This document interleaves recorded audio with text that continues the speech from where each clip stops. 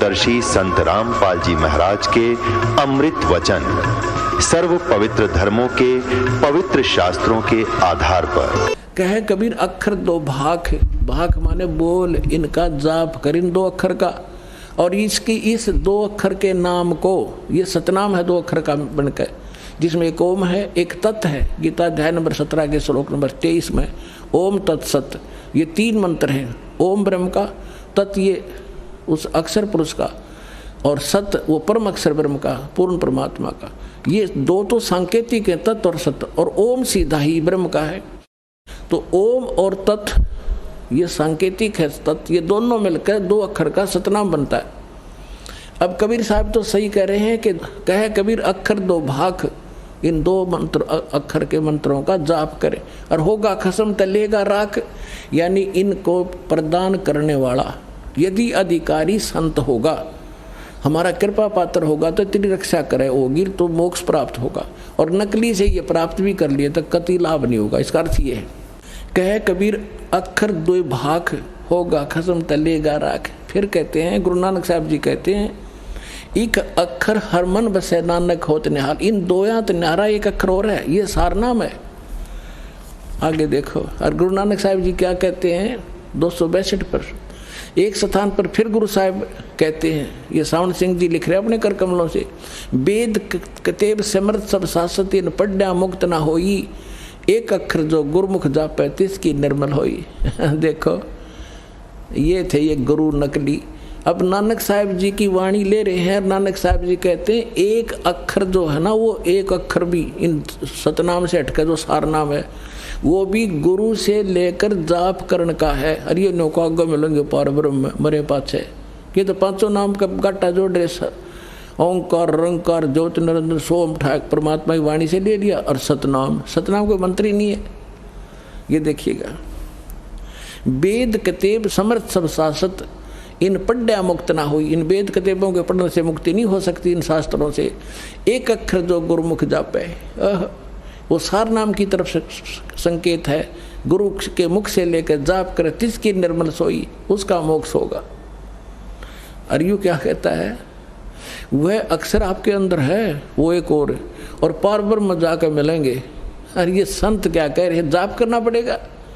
जिन महापुरुषों की वाणी को लेकर के यो अज्ञानी सावन सिंह जी और कैसा डंगा कर रहा है, स्पष्ट झूठ बोल रहा है, वाणी क्या कह रही है, अनुवाद क्या कह रहा है, तो ये है भाई वो ये नो क्या करते हैं, हमारा ज्ञान तो वेदों और पुराणों से भी आगे का है, हमने इनकी जरूरत नहीं, हमारे परम धनी ने जो बोला सारा सत्य है। ये सारी बकवास घटा के इनके परम धनी ने। आगे देखो, वह अक्सर आपके अंदर है, इसी एक के बारे में कहे, और पार ब्रह्म जाकर मिलेगा। वह है, यह धर्म हमारा धर्म नहीं है, जात हमारी जात नहीं, और देश हमारा देश नहीं, हमारा देश सचखंड है, हमारी जात सतनाम है।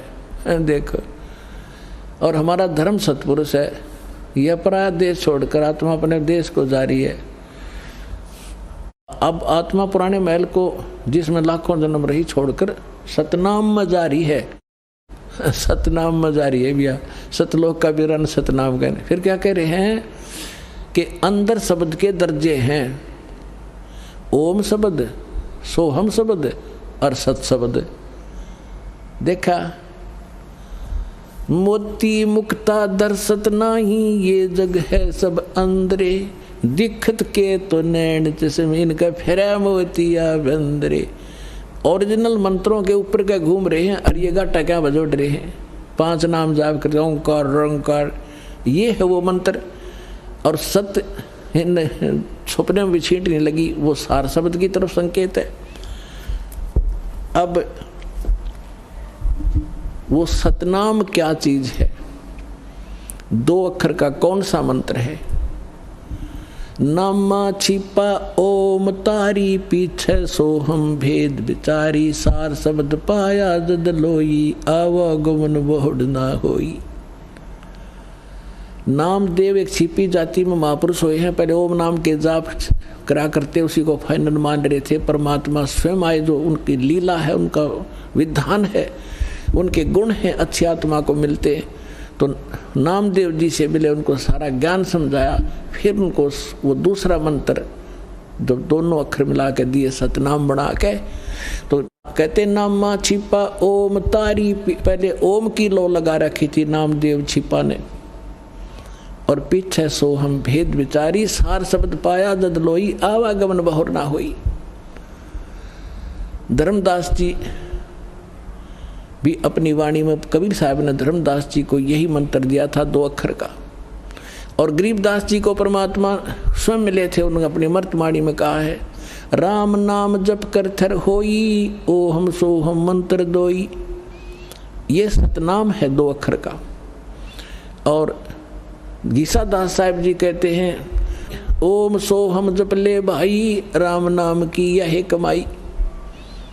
लेकिन ये जपना कैसे है? अधिकारी से प्राप्त होकर, फिर इसके सिमरन की विधि है। अधिकारी से प्राप्त होकर ही ये सिमरन होगा, तो ये सतनाम मोक्ष देगा।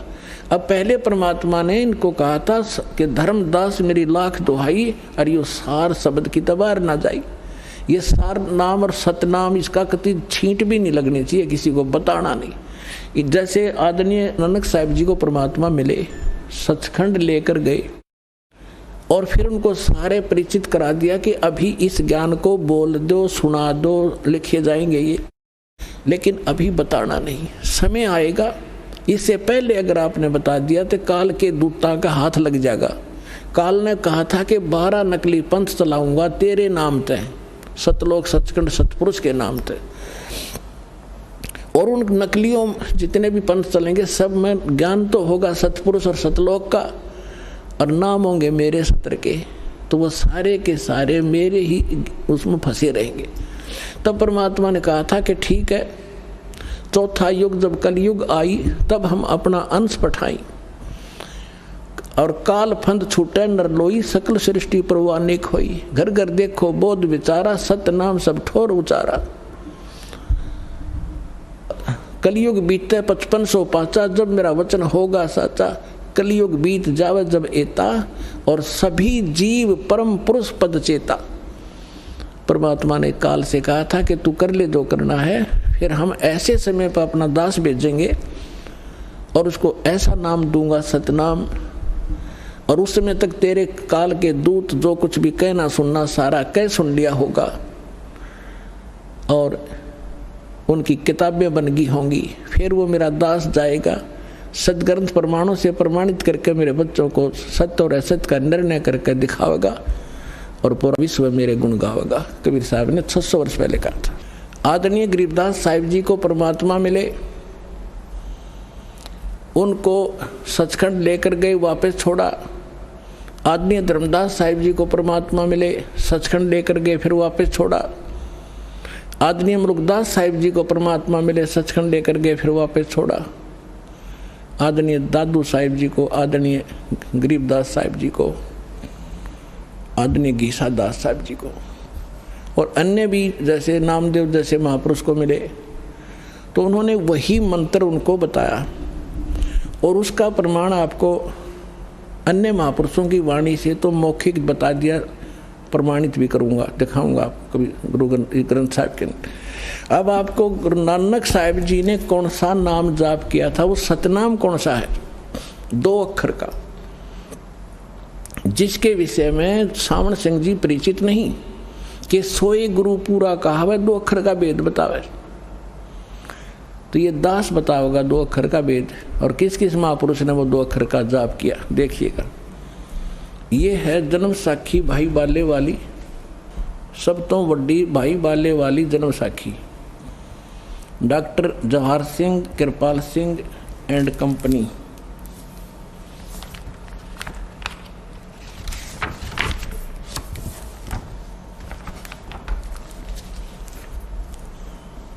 ओम सतगुरु प्रसादी ई जन्म साखी अज तक छप चुकिया नालों वड्डी है, सब तो वड्डी ते पुरातन है भाई बाले वाली जन्म साखी। श्री गुरु नानक देव जी दी पंजे साहिब दी साखी तो ते सदा 10 पातशाह दे जीवन समेत मुकम्मल साखियां हन। Doctor Jawahar Singh, Kripal Singh and company.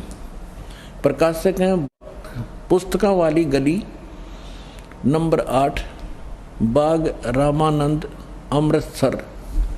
ये यहाँ से छपी है। इसके हम आपको ले चलते हैं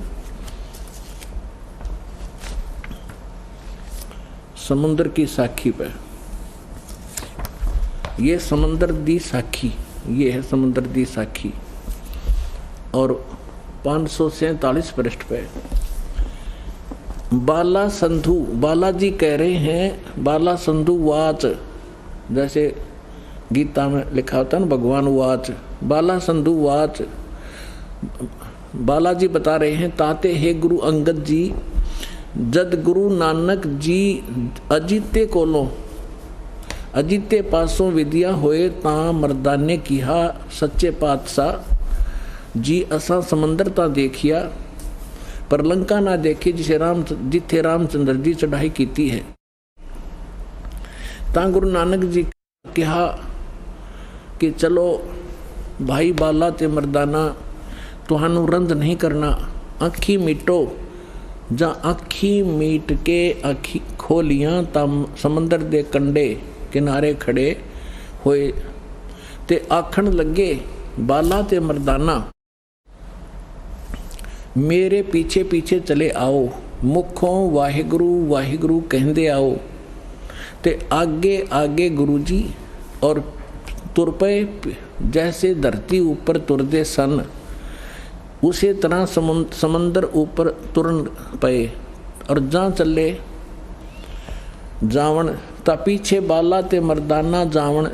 ता मर्दाने विचार कीती कि गुरु नानक देव जी ओम सोहम जपदे जांदे हन। ता मर्दाना भी ओम सोहम लगा जपण, लगा गोते खावण। ता गुरु नानक जी देखण, ता मर्दाना गोते खांदा है। ता गुरु जी कि हा मर्दाना गुरु दी करनी वल नहीं देखना, गुरु दे बचना पर चलना चाहिए। तू मर्दाना उहे आख जो असा आख्या है। ता मर्दाना फिर लगा वाहिगुरु वाहिगुरु कहण, ता फिर जल ऊपर उसे तरह तुरन लगा। धर्मदास मेरी लाख दुहाई, ये मूल ज्ञान कहीं बार न जाई। मूल ज्ञान बाहर जो पढ़ी, तो बिचली पीढ़ी हंस न तरही। मूल ज्ञान तू तब तक छुपाई, जब तक 12 पंथ ना मिट जाई।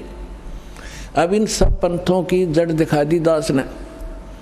क्या क्या ये मसाला ले रहे हैं, वास्तविकता क्या है। महापुरुषों की जिनकी वाणी लेकर ये गुणगान किया करते, उसके विपरीत ज्ञान दे रहे। तो ये सब खत्म हो चुके हैं। खत्म ना होते जवाब देते, रामपाल झूठ बोल रहा है तो रामपाल सत्य बोल रहा है, तो वो सब झूठे हैं, वो फेल हो चुके।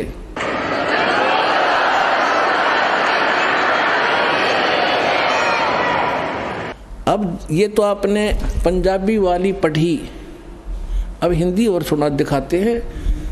कई भक्ता का डाउट रह जाएगा कि भाई हमने पंजाबी तो आती नहीं। देखो ये भाई बाले वाली श्री गुरु नानक देव जी की जन्म साखी, भाई चतुर सिंह जीवन संघ अमृतसर।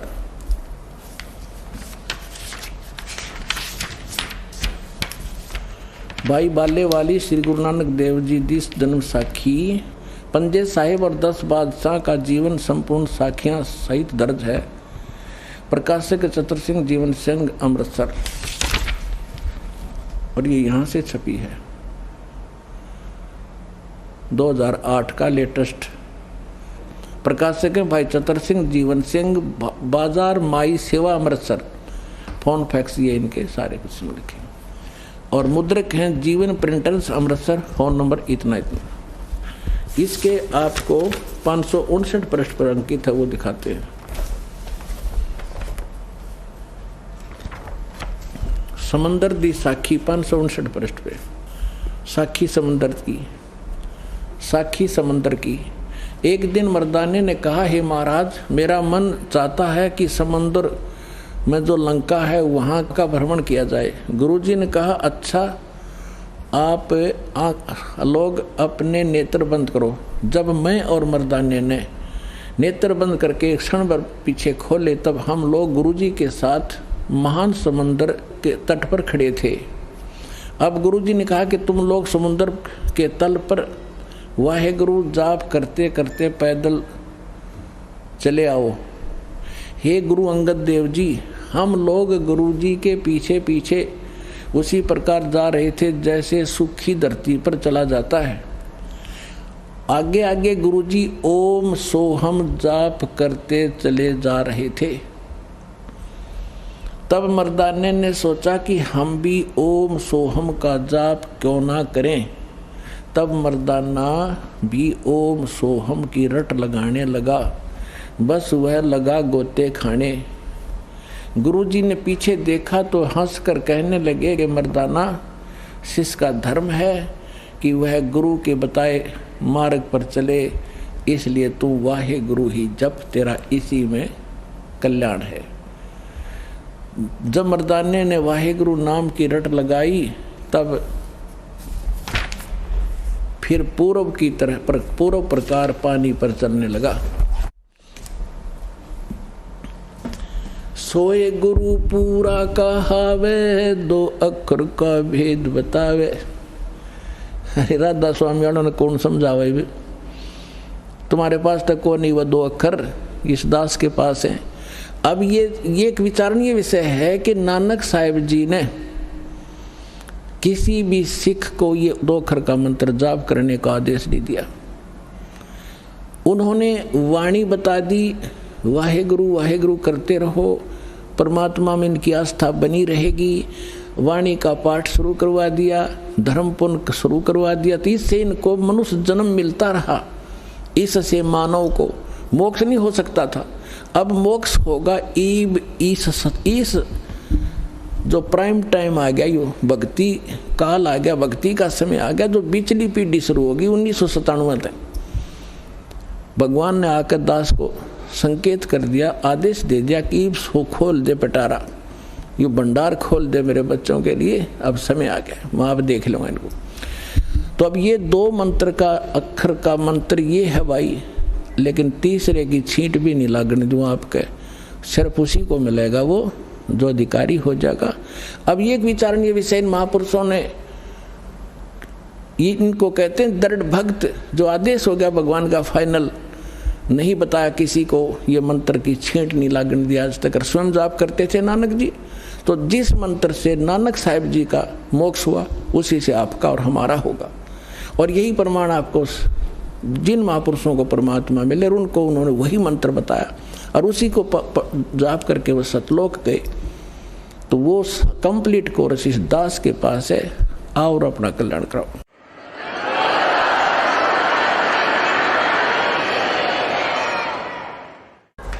अब आपको कुछ भक्तों के अनुभव सुनाते हैं, ध्यान से सुनना। पुण्यात्मा, सौभाग्य आपका, धन आपके माता पिता जिनसे जन्म हुआ। ऐसे समय मानव शरीर और ये अनमोल रतन कदे सपने में भी ना सोचा होगा आपने, ऐसा ज्ञान कभी हमें मिलेगा। सतगुरु आए दया करी, ऐसे दीन दयाले, बंदी छोड़ बरतास कहा जगनी प्रतिपाले। परमात्मा आए दया करी, गुरु बिन काहू न पाया ज्ञाना, जो थोथा भुसड़े मूड किसाना। गुरु बिन वेद पढ़े जो प्राणी, समझो न सौर रहे अज्ञानी। आज तक उन महापुरुषों को छोड़कर जिनको भगवान मिले थे, बाकी कंप्लीट सबके सब अज्ञानी थे, इनको कोई ज्ञान नहीं था भक्ति मार्ग का। आज आप बने हो वो ज्ञानी, दास से ज्ञान सुन के अब पूरे विश्व का कल्याण होगा, भगवान का आदेश है।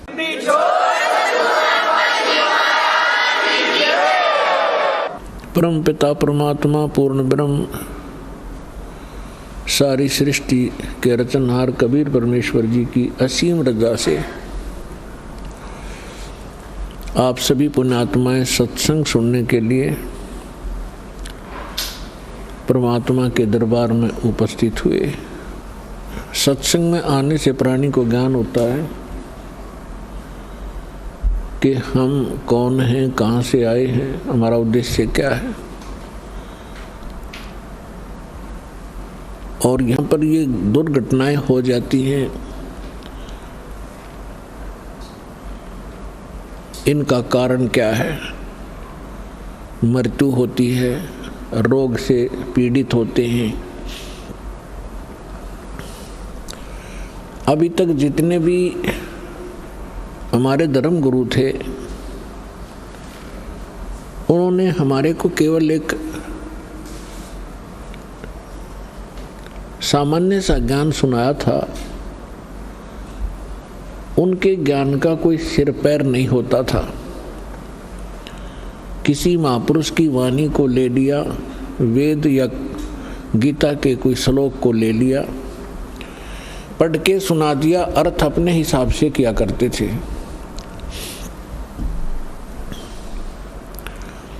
तो जिस कारण से हम परमात्मा की चाह में तड़प में उनके साथ चिपके रहे, क्योंकि हमें ज्ञान कुछ नहीं था। हमारे साथ इतना बड़ा धोखा हुआ है कि शायद और कोई 10-20 लाख रुपए हमारे कोई हड़प ले, धोखा कर ले, वो कोई बड़ी बात नहीं। और मनुष्य जीवन के साथ जो बिना धोखा कर रहे हैं, इससे बड़ा आपके साथ कोई भी धोखा नहीं, इससे बड़ी कोई हानि आपको और हमको नहीं हुई। इस मानव शरीर का एक सांस कितना कीमती बताया है परमात्मा ने। कबीर कहता हूँ कई जात हूँ, कहूँ बजा के ढोल, श्वास जो खाली जात है, ये 3 लोक का मोल।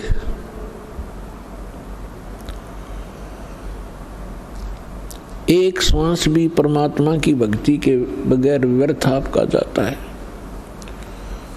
तो इस मानव शरीर के एक श्वास की कीमत इस 3 लोक भी इसको दे दे तो भी थोड़े हैं। पृथ्वी पूरी, स्वर्ग और पाताल। तो विचार कीजिए पुण्यात्माओं, आपको उन नकली संतों और पंथों में जो आपने जीवन नाश कर दिया, वो समय व्यर्थ हुआ। वो कितनी हानि हो चुकी है। अब इसके लिए परमात्मा ने बताया है कि अब चिंतित ना हो। परमात्मा बताते हैं, पीछे गई सो जान दे, और ले रहती को राख, उल्टी ला चढ़ाइयो करो अपूटी चाक।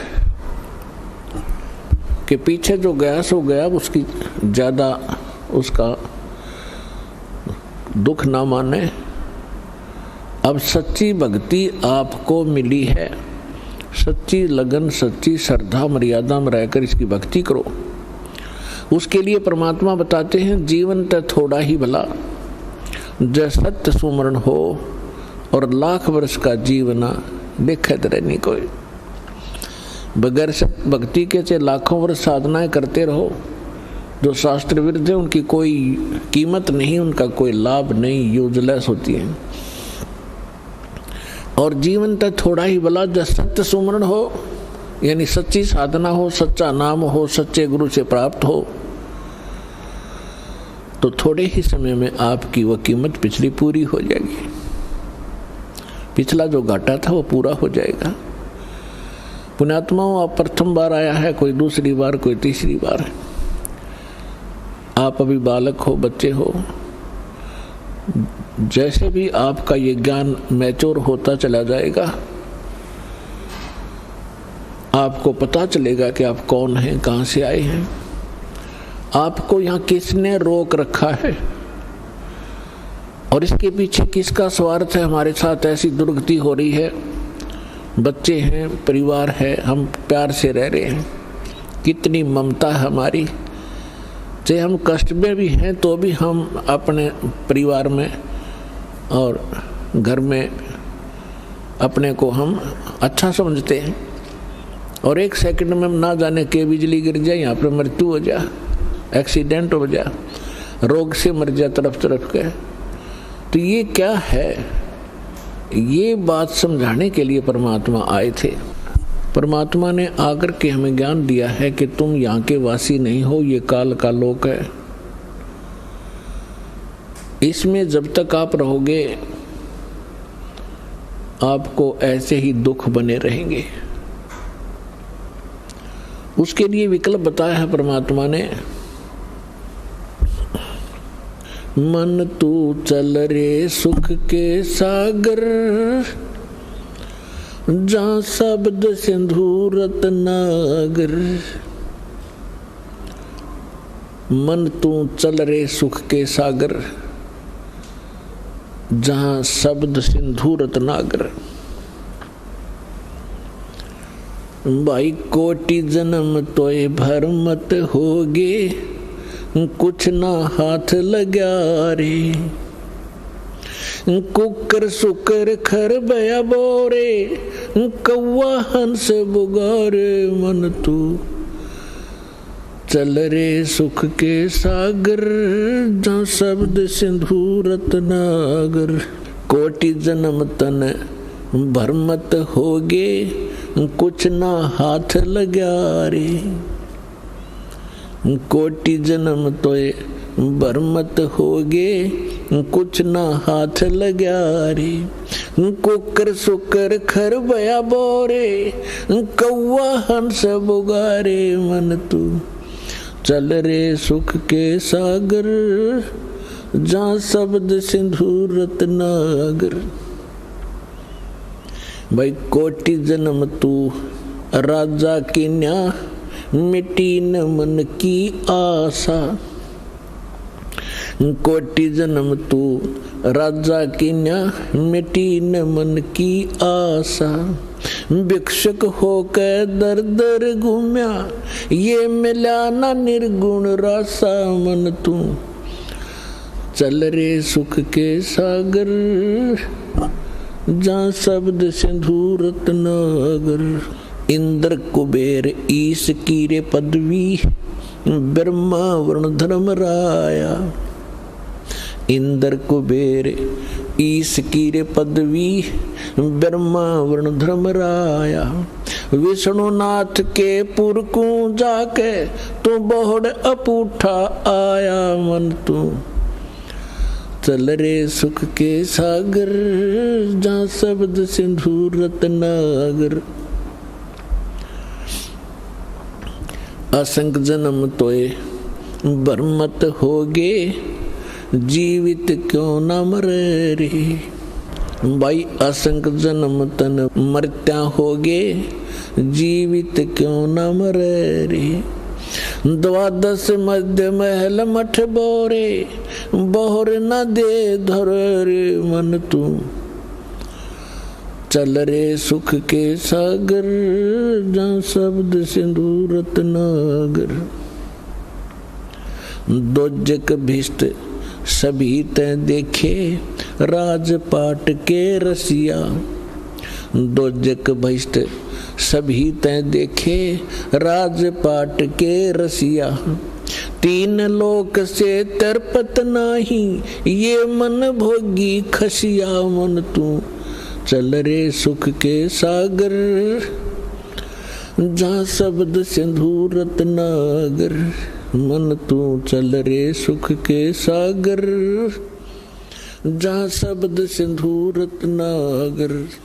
भाई सतगुरु मिले, सतगुरु मिले तो इच्छा मिटे, पद मिल पदे समाना। सतगुरु मिले तो इच्छा मिटे, पद मिल पदे समाना। चल हंसा उस लोक पठाऊं, जो आदि अमर अस्थाना। मन तू चल रे सुख के सागर, जहाँ शब्द सिंधु रत्नागर। मन तू चल रे सुख के सागर, जहाँ शब्द सिंधु रत्नागर। चार मुक्ति जहाँ चंपी रे करती, माया होरी दासी। चार मुक्ति जहाँ चंपी करती, माया हो रही दासी। दास गरीब अभय पद पर से, वो मिले राम अविनाशी मन तू, चल रे सुख के सागर, जहाँ शब्द सिंधु रत्नागर। मन तू चल रे सुख के सागर, जहाँ शब्द सिंधु रत्नागर। पुण्यात्माओं, सत्संग उसे कहते हैं जिसके अंदर यथार्थ ज्ञान बताया जावे आध्यात्मिक मार्ग का, और केवल परमात्मा के नाम पर कोई जागरण कर देना या कोई सुदामा कृष्ण की कथा सुना देना, राम और बिलनी की कथा सुना देना, ये सत्संग नहीं होता। सत्संग का अर्थ होता है यथार्थ ज्ञान, और जो सदग्रंथों से प्रमाणित हो और श्रोताओं को यथार्थ ज्ञान प्राप्त करा जाए, उसको सत्संग कहते हैं। और सत्संग परमात्मा ही आकर बताते हैं, ये हमारे सदग्रंथ भी प्रमाणित करते हैं। और परमात्मा की महिमा उनकी लीला से भी सबसिद्ध है कि वो परमात्मा सतलोक में रहते हैं, वहाँ से गति करके आते हैं, यहाँ अपनी जानकारी वे स्वयं ही बताते हैं। ये वेद भी प्रमाणित करते हैं। और फिर जिन महापुरुषों को परमात्मा मिले हैं, उन्होंने भी वही परमात्मा को आंखों देखकर परमेश्वर की जो महिमा बताई है, वो वही है जो सब सदग्रंथों से मेल खाती है। सबसे पहले हमने भगवान को पहचानना होगा। कौन है परमात्मा, कैसा है भगवान, उसकी आवश्यकता क्यों है, उसकी खोज क्यों कर रहे हैं हम युगों से, और फिर उसकी प्राप्ति कैसे होगी। ये सत्संग में ये 4 पॉइंट है बस। परमात्मा कैसा है, परमात्मा कहाँ रहता है, परमात्मा की आवश्यकता क्यों है, और उसकी प्राप्ति कैसे होगी। बस यदि ये कंसेप्ट क्लियर हो जाते हैं तो आप भगत बन गए। गीता अध्याय नंबर 2 के श्लोक नंबर 53 में कहा है, 53 में, कि अर्जुन, जो भिन्न भिन्न प्रकार के भ्रमित करने वाले वचनों से तेरी बुद्धि हटके एक परमात्म ज्ञान पर यानी यथार्थ ज्ञान पर स्थिर हो जाएगी, तब तू योगी बनेगा। योगी माने भक्त। तब तू योग को प्राप्त होगा, अर्थात तब तू भगत बनेगा। नहीं तो तुझे कोई डगमग कर देगा, अगे साधना ठीक नहीं तेरी, ये मार्ग ठीक नहीं, ऐसा कहीं नहीं लिखा। तो पुण्यात्माओं, दास का उद्देश्य सबसे पहले यही रहता है कि आपको ऐसा दृढ़ कर दूं, आपको भगत बनाऊं, और फिर भक्ति तो आप पे हो जाएगी। फिर भक्ति में झंझटे नहीं रहेगा, क्योंकि डगमग नहीं हो सकते आप। और यथार्थ मंत्र 100 प्रमाण देकर आपको सिद्ध कर देगा दास कि इस भक्ति और साधना, इस भगवान के अतिरिक्त और ना कोई भगवान है, और ना कोई और साधना है, और ना ही इसके अतिरिक्त पृथ्वी पर कोई ज्ञान है। अब परमात्मा को पहचानने के लिए हमने कुछ आधार मानना होता है। जिन सदग्रंथों को हम सत्य माना करते थे, हमारे पवित्र वेद, पवित्र श्रीमद् भगवद गीता, पवित्र पुराण, और इसके साथ साथ हम अन्य धर्मों के ग्रंथों को भी महत्व देते थे। पवित्र गुरु ग्रंथ साहिब, पवित्र कुरान, पवित्र बाइबल। तो पूरे मानव समाज को ये 4, 5, 7 जो सदग्रंथ हैं, इन सभी पूरा विश्व आ जाता है जो इन पर आधारित है। और ये सदग्रंथ हमें क्या ज्ञान देते हैं, उसको न तो गुरु ग्रंथ साहिब को सिख समझ सके वर्तमान के, और न ही वेदों, गीता और पुराणों को हिंदुओं के गुरु ये आचार्य शंकराचार्य और ब्राह्मण समझ सके, और न ही कुरान को ये काजी और मुल्ला समझ सके, ये पीर भी नहीं समझ सके। ऐसे ही बाइबल को उनके फादर और उनके वो अनुयायी नहीं समझ सके कि बाइबल बताना क्या चाहता है। एक ही उदाहरण से समझदार को संकेत पर्याप्त होता है। पूरे ईसाई धर्म के अंदर किसी से पूछ कर देख लो, what is the form of God. बालक भी लेकर बड़े तक कहेगा गॉड इज फॉर्मलेस, परमात्मा निराकार है। और पवित्र बाइबल के प्रथम ही अध्याय में, चैप्टर में, उस क्रिएशन के अंदर स्पष्ट लिखा हुआ है कि परमात्मा ने 6 दिन में सृष्टि रच दी सारी और 7वें दिन विश्राम किया। तो परमात्मा ने 6ठे दिन कहा और बाकी रचना करके 6ठे दिन कहा कि मैं मनुष्य की रचना करूंगा। पशु पक्षी पहले रच दिए, पेड़ पौधे रच दिए, फिर कहा कि मैं मनुष्य को अपने अनुसार, अपने स्वरूप के अनुसार रचूंगा। और ऐसा ही परमात्मा ने मनुष्य को अपने जैसा बना दिया। तो परमात्मा फॉर्मलेस क्यों हो गया? ऐसे कुरान शरीफ किसी भी मुसलमान भाई को पूछ कर देखिएगा कि परमात्मा कैसा है। परमात्मा बेचून है, निराकार है। सूरत फुरकानी, पवित्र कुरान शरीफ के अंदर सूरत फुरकानी 25 आयत 52 से 59 में कंसेप्ट क्लियर कर रखा है। कुरान शरीफ का ज्ञान दाता हजरत मोहम्मद जी को कह रहा है कि कबीर नाम का अल्लाह कबीर, वो सुप्रीम पावर है और वही पूजा के योग्य है, वही पाप नाशक है और वो वही है जिसने 6 दिन में सृष्टि रची और 7वें दिन तख्त पर जा बैठा। लेकिन कुरान शरीफ का ज्ञान दाता भी कहता है कि मैं उसके बारे में जानकारी नहीं रखता। उसकी खबर किसी बाखबर से पूछ लीजिए, किसी तत्वदर्शी संत से पूछिए। अब उसमें क्या लिखा है कि 6 दिन में सृष्टि रची, 7वें दिन तख्त पर जा बैठा। तो निराकार कैसे हुआ? वो जो सिंहासन पर जाकर बैठ गया। इसी प्रकार हमारे हिंदू धर्म के गुरु किसी से पूछकर देखिए, श्री राम कृष्ण को वो साकार भगवान मानते थे और लास्ट में कहते थे वो भगवान तो निराकार है, वो तो निर्गुण है, और वही फिर साकार में आता है तो राम और कृष्ण बन जाता है। इसको कहते उआ बाई।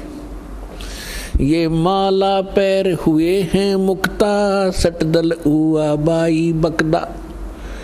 ये पैर के कंठी माला सिमरनी, दिखा बड़े महात्मा है भाई, बोलने संस्कृत। इसके बारे में परमेश्वर ने कहा है कि कंठी माला सुमरनी, पैरे से क्या हो, ऊपर डूंडा साध का तन अंतर रख्या खो। ऊपर तो महात्मा दिखर बड़े बड़े बाल रखवा के, लाल पीले कपड़े पहन के, 5-4 माला डाल के, अंदर तो कख भी नहीं तेरे। ऊपर डूंडा साध का और अंदर रखा खो। तो पुण्यात्माओं, सौभाग्य आपका, परमेश्वर ने रजा करी आपके ऊपर, इस दास को इस योग्य बनाया कि परमात्मा की महिमा को ठीक ठीक जाना। कृपा भगवान की है, जीव के स्तर का यूँ काम नहीं है। परमात्मा ही बुद्धि देता है।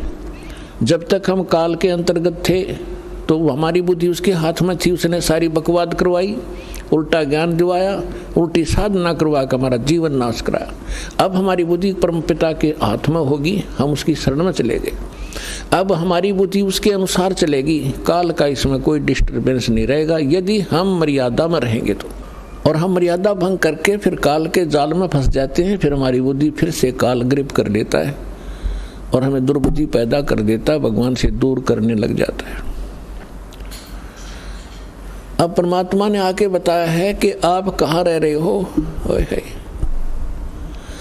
साथी हमारे चले गए, हम भी चलन हारे, कोई कागज में बाकी रह रही, तात लगी है वारे। जो मृत्यु को प्राप्त हो गए, हम शोक व्यक्त करने जाते हैं और कारण बताते हैं वहाँ के लोग कि बीमार था या दुर्घटनाग्रस्त हो गया, ऐसे मर गया, हार्ट अटैक हो गया, और हम सोचते हैं हम अभी नहीं मरेंगे। तो याद दिलाते हैं कि कुछ याद करो, ध्यान दो इस इन बातों पर। साथी हमारे चले गए, अपने ऊपर परमात्मा उदाहरण देकर हमें सतर्क करना चाहते हैं। और हम भी चालन हारे, कोई कागज में बाकी रह रही तात लगी है वार। जब वह कागज पूरा होगा, समय पूरा होते ही 1 सेकंड नहीं लगेगा आपका, चाहे कितना कंपलसरी काम शेष रह गया हो। तो यहाँ परमात्मा बताते हैं, अगम निगम को खोज ले बुद्धि विवेक विचारे, उदय अस्त का राज मिले है तो बिन नाम बिगारे। ओए होए पुणात्माओं, ये अमृत वचन आपने सपने में भी ना सुने होंगे। जो ज्ञान, जिसको ज्ञान कहते हैं, जिसको तत्व ज्ञान कहते हैं, जो आत्मा को झंझोड़ के रख देगा आपकी को। कहाँ डले ढो रहे थे, किस लिए सारा जीवन नष्ट कर रहे हैं हम, अब पता चलेगा हमारा उद्देश्य क्या था इस मनुष्य जीवन का। हम यहाँ एक छोटा सा MP MLA बन जावा, धरती तोल देते, और मंत्री मुख्यमंत्री प्रधानमंत्री बन जाए तो पता नहीं क्या उपलब्धि मान ली हमने। ये हमारी बाल बुद्धि है। जब हम परमात्मा के इस तत्व ज्ञान से इसको तोलेंगे तो हमें पता चलेगा वो तो 0 व्यक्ति हैं जो प्रधानमंत्री बने बैठे और भक्ति नहीं करते, साधना नहीं कर रहे, सत्साधना नहीं करते। उसके लिए उदाहरण दिया है कि अगम निगम को खोज ले। भविष्य, ये जीवन इतना ही नहीं है, जन्मना और मरना, इसके बाद भी कुछ और होगा। उसकी जानकारी परमात्मा बताते हैं, संत बताते हैं, उससे परमात्मा से प्राप्त ज्ञान के आधार से। अगम निगम को खोज ले बुद्धि विवेक विचार, और उदय अस्त का राज मिले तो बिन नाम बिगार। होए होए, बिगार किसे कहते थे? अपनात्मा राजा बनता है, या कोई धनी व्यक्ति है, या कोई मंत्री MLA IAS IPS डॉक्टर, या कोई फैक्ट्री मालिक है, ये पिछले जन्म जन्मांतर के शुभ कर्मों का परिणाम है उनका। और ये शुभ कब किए थे? किसी जन्म में उसने भक्ति करी थी, दान किया था, और वो संग्रहित पुण्य आज उसको प्राप्त है।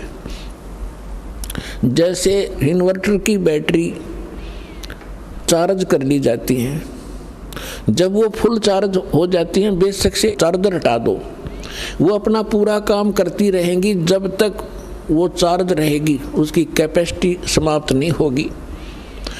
तो जब तक उसकी वो चार्ज है, चाहे चार्जर भी नहीं लगा रखा है, तो भी वो अपना रेगुलर काम कर रही है। और जिस समय वो बैटरी डाउन होएगी, डिस्चार्ज होएगी, फिर एकदम सारी सुविधा खत्म हो जाएंगी, ना पंखा चलेगा, ना कोई ट्यूब जगेगी, और सब अंधेरा हो जाएगा, गर्मी में भी दुखी हो जाओगी। तो जो पूर्व जन्म के पुण्यकर्मी प्राणी हैं, किसी जन्म में उन्होंने सत्साधना की थी जिससे उनका वो पुण्य संग्रहित हैं, वो बैटरी चार्ज है, और वो आज प्रयोग कर रहे हैं।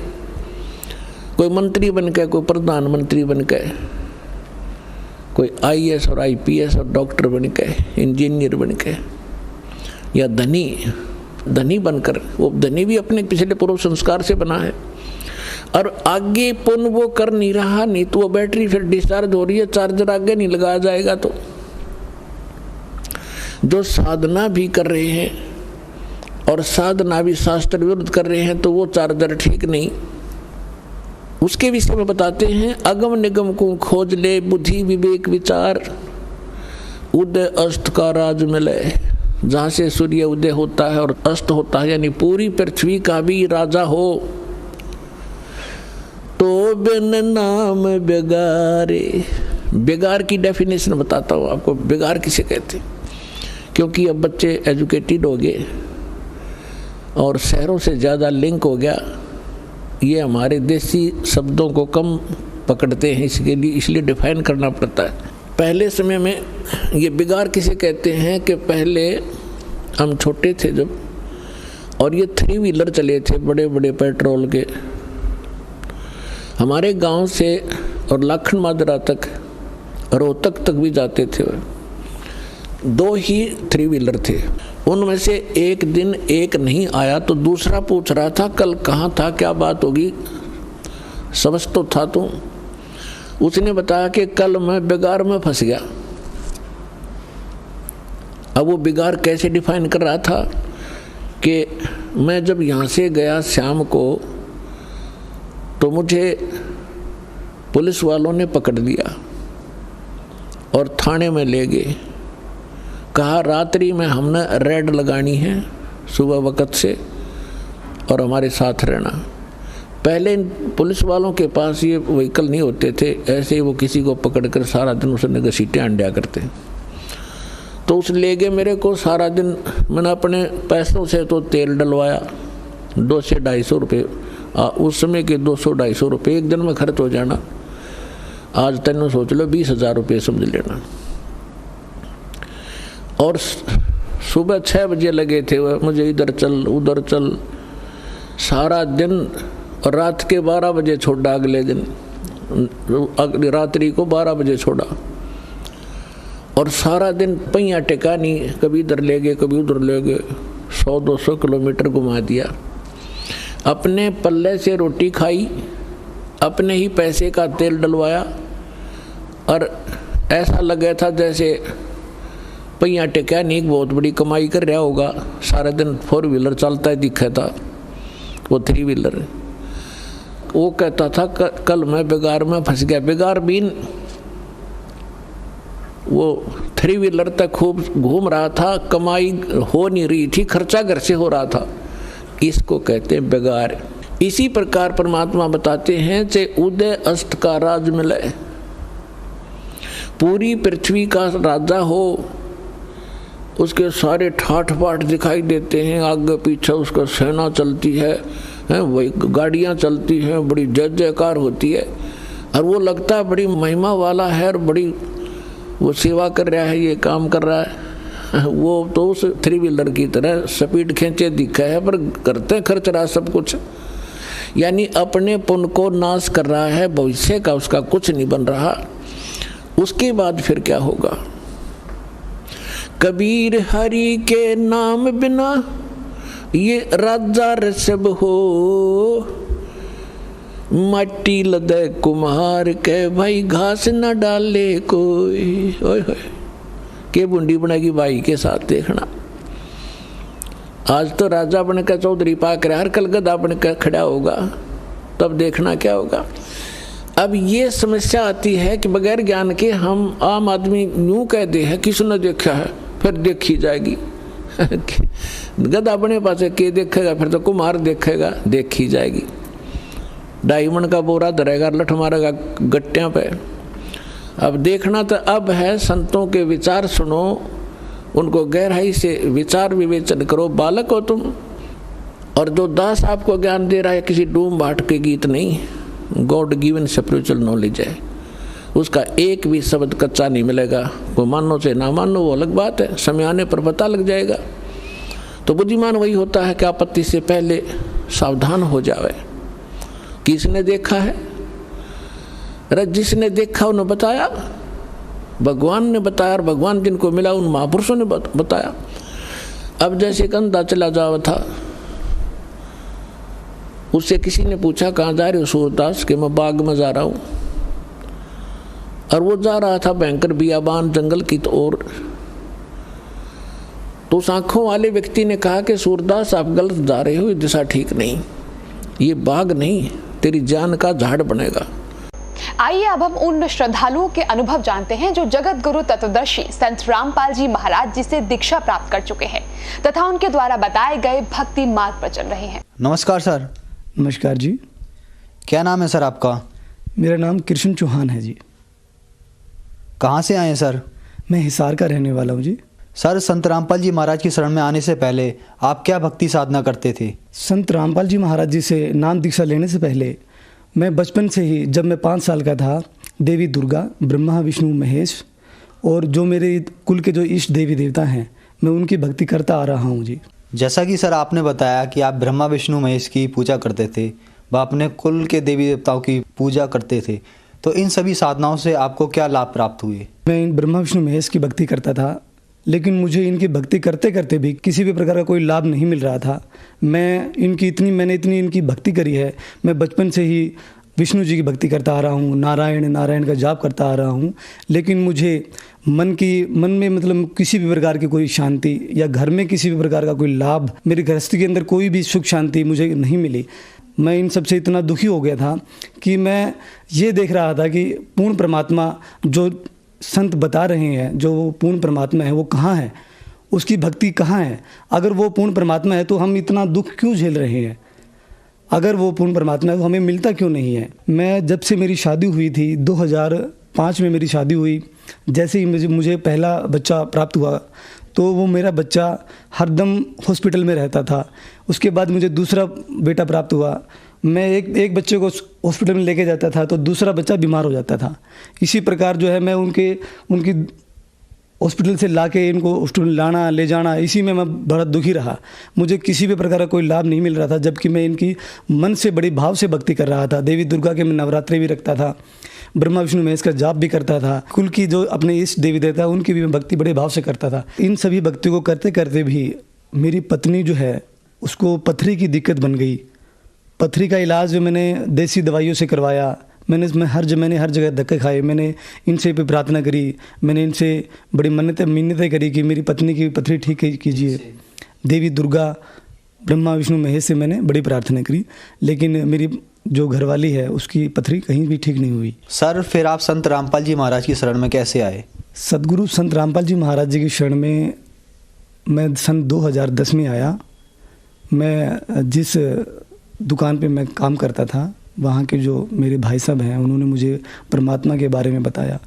तो परमात्मा के बारे में उन्होंने मुझे लगभग सन 2008 से वो मुझे बता रहे थे, लेकिन मैं उनकी एक भी बात समझ नहीं पा रहा था, क्योंकि मुझे अहंकार था कि मैं जो भक्ति कर रहा हूँ ब्रह्मा विष्णु महेश देवी दुर्गा, तो मुझे अन्य किसी देवी देवता की भक्ति नहीं करनी चाहिए। मुझे मेरी बड़ी आस्था थी उनके अंदर, मैं उनको सब कुछ मानता था, जबकि उनकी भक्ति करते करते मुझे लाभ नहीं मिल रहा था। लेकिन मैं फिर भी अपनी ईगो जो है अज्ञान में रहते हुए मैं इनकी भक्ति करता रहा। भाई साहब मुझे समझाते रहे कि भाई पूर्ण परमात्मा इस संसार में आए हुए हैं, लेकिन मैंने उनसे कहा कि मुझे नहीं ज़रूरत है। जब इन दिक्कतों से मैं बहुत परेशान हो गया था, वो जो बर्दाश्त से बाहर हो गई थी जो मेरी समस्याएं थी, तब मैंने आखिरकार भाई साहब से प्रार्थना की कि भाई साहब मुझे आप सदगुरु संत रामपाल जी महाराज जी के पास ले चलो और नाम दीक्षा दिलवा दो। तब भाई साहब ने कहा कि भाई अभी आप और देख लो, इन देवी देवताओं के भरोसे जो अभी आप बैठे थे, मैं आपको समझा रहा हूँ, तो आप एक बार और चेक कर लो। परंतु मैंने भाई साहब से प्रार्थना की कि भाई साहब मुझे प्लीज़ आप सदगुरु संत रामपाल जी महाराज जी के चरणों में ले चलो, मैं अब और दुख नहीं झेल सकता।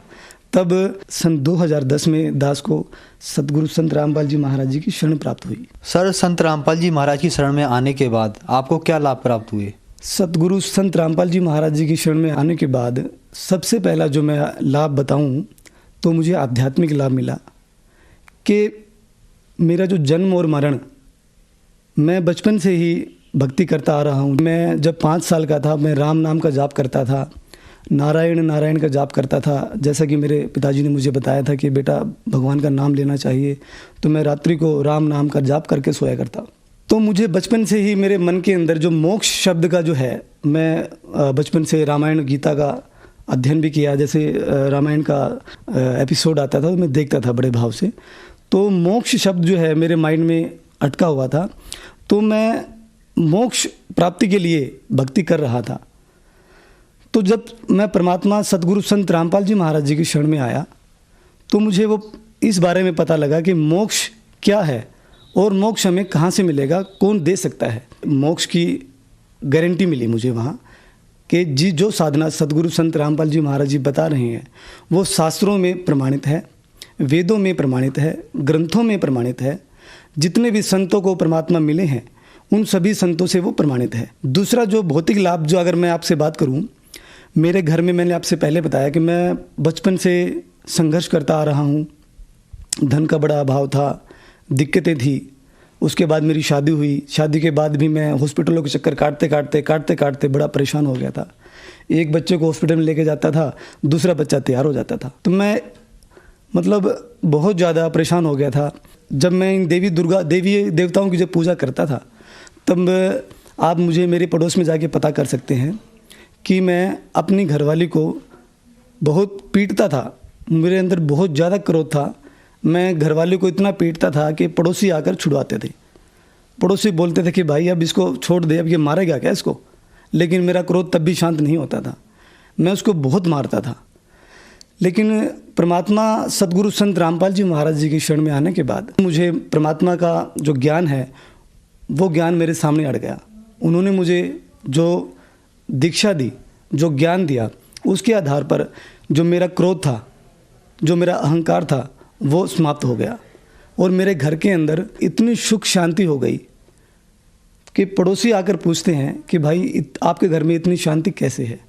मेरी जो मिसिज थी, जो मेरी घरवाली है, उसको पथरी की दिक्कत थी। तो परमात्मा से प्रार्थना की गई कि परमात्मा सदगुरु संत रामपाल जी महाराज जी आप दया करें। सदगुरु संत रामपाल जी महाराज जी ने मेरी जो घरवाली है उसकी पथरी जड़ से ख़त्म कर दी। अब ना तो घरवाले को कोई दिक्कत है, ना मुझे दिक्कत है जी, किसी भी प्रकार की कोई समस्या नहीं है। ये तो मुझे भौतिक लाभ मिले हैं। और जैसा कि मैं आपको बता रहा था, मेरे घर के अंदर अशांति थी, पैसों का अभाव था। परमात्मा के चरणों में आने के बाद मालिक की दया से काम मिला हुआ है और पैसों की कोई किसी प्रकार की कोई दिक्कत नहीं है। हर तरह से परमात्मा ने सुख घर में कर रखा है। परमात्मा का बड़ा शुक्रगुजार हूँ उस बंदी छोड़कर सदगुरु संत रामपाल जी महाराज जी का, जो परमात्मा ने दया करी। सर, जो श्रद्धालु आपको सुन रहे हैं उनको आप क्या संदेश देना चाहते हैं? दास, संदेश तो देने लायक नहीं है। मैं तो जगत से प्रार्थना कर सकता हूँ कि जितने भी मेरे भाई बहन हैं जो परमात्मा की तलाश में लगे हुए हैं, जगह जगह भटक रहे हैं, अनेकों पंथों में जो परमात्मा प्राप्ति के लिए लग रहे हैं, तो मेरी उनसे यही प्रार्थना है कि आप सदगुरु संत रामपाल जी महाराज जी के ज्ञान को समझें। उनका ज्ञान टीवी पर देखिए, उनके लिटरेचर पढ़िए। आप तरीके से उनको उस ज्ञान को अगर आप समझेंगे तब आपको पता लगेगा कि सदगुरु संत रामपाल जी महाराज जी का ज्ञान कैसा है। मैं तो जगत को ये कहना चाहूँगा कि अगर आपको भगवान पूर्ण परमात्मा चाहिए तो वो आपको केवल सदगुरु संत रामपाल जी महाराज ही दे सकते हैं या मिला सकते हैं उनसे। सभी से यही प्रार्थना करूँगा कि आप जगत गुरु तत्वदर्शी संत रामपाल जी महाराज जी से नाम दीक्षा लें और अपना कल्याण करवाएं। सर, संत रामपाल जी महाराज से नाम दीक्षा कैसे ले सकते हैं और कितने पैसे देने होंगे? सदगुरु संत रामपाल जी महाराज जी से नाम दीक्षा लेने के लिए आप जी को किसी भी प्रकार का कोई शुल्क नहीं देना पड़ता। जो व्यक्ति ये कहता है कि सदगुरु संत रामपाल जी महाराज जी से नाम दीक्षा लेने के पैसे लगते हैं, वह बहुत ही निराधार है, उसका कोई आधार नहीं है। सदगुरु संत रामपाल जी महाराज जी से गुरु दीक्षा लेने के किसी भी प्रकार का कोई शुल्क नहीं देना पड़ता। बल्कि अगर आप उनसे नाम दीक्षा लेंगे, नाम दीक्षा देते समय जो सामग्री हवन पूजा करने की जो सामग्री दी जाती है वह बिल्कुल निःशुल्क दी जाती है, बिना किसी शुल्क के। सदगुरु संत रामपाल जी महाराज जी से नाम दीक्षा लेने के लिए आपके जो टीवी चैनल पर जो मोबाइल नंबर चल रहे हैं, आप जी उनसे संपर्क करें। उन नंबरों से संपर्क करेंगे तो वह जो आश्रम के जो सेवादार हैं वो आपको आपके नज़दीकी नाम दीक्षा केंद्र का पता बताएंगे। आप वहां जाकर नाम दीक्षा ले सकते हैं और अपना कल्याण करा सकते हैं। धन्यवाद सर। धन्यवाद।